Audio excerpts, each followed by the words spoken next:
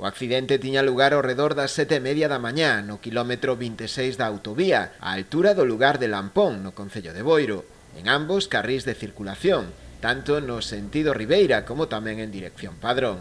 Os dous accidentes estaban relacionados e un foi consecuencia do outro. O primeiro deles producíase debido a unha colisión por alcance entre un turismo e un camión que viaxaban en dirección Padrón. A consecuencia do golpe, este último vehículo colidiu contra a mediana que separa os dous carrís e acabou emborcando na estrada.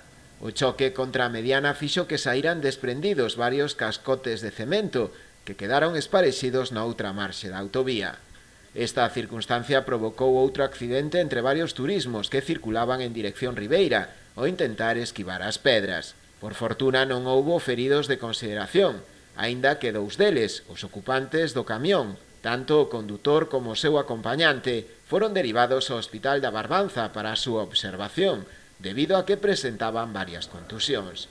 Ademais do persoal sanitario do 061, ata o lugar tamén se desprazaron membros do equipo de emerxencias municipal de Boiro e policía local, Garda Civil e Tráfico, así como tamén persoal de mantemento da propia autovía, que se encargou unha vez retirados todos os vehículos da limpeza da vía.